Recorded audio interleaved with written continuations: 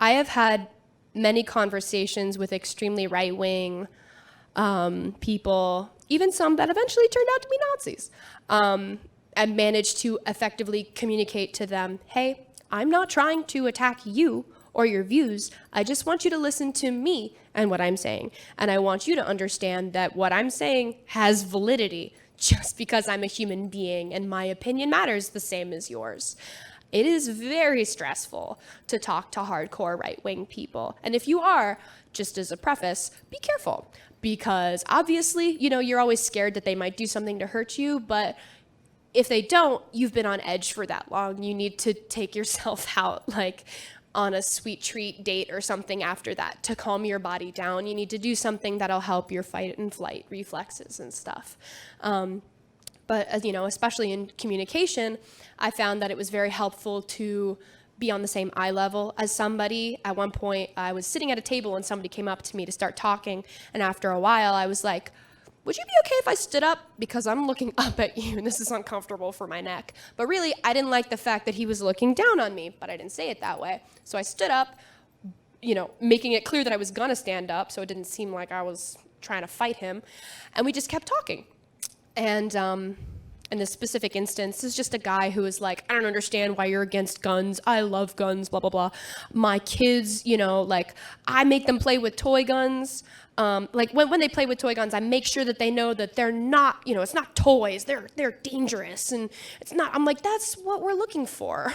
Like, that's normal. A lot of people don't do that. A lot of people don't lock up their guns safely. And a lot of people leave bullets in the chambers and then their kids kill themselves accidentally or on purpose. And if you're not doing that, then why are you here? He was like, oh, it's just a lot of the media rhetoric really pulls up all this, there's a lot of gunk. So just know that when you're talking to them, that they've got brain rot.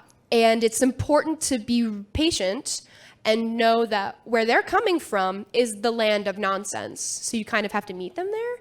And then when you are there, you can kind of bring them back to the shores of sanity, but gently and slowly so that they don't capsize. Is this a good metaphor?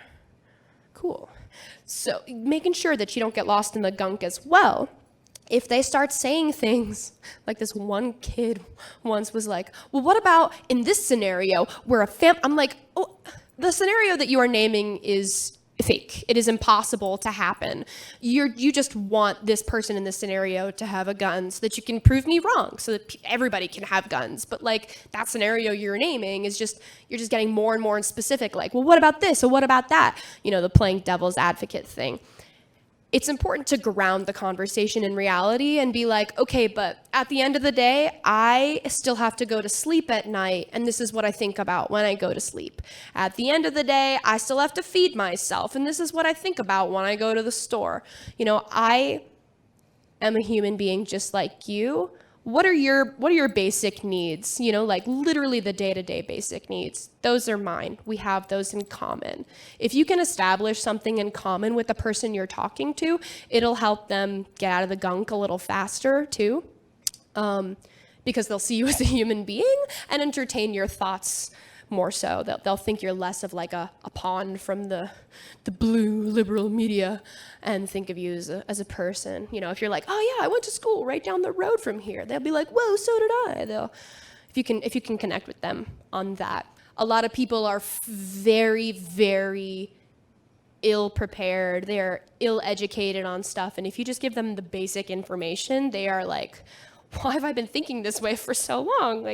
Clearly I've been wrong. But it's also important to make sure that they still feel comfortable in some of their right-leaning views so that they can make the transition in time.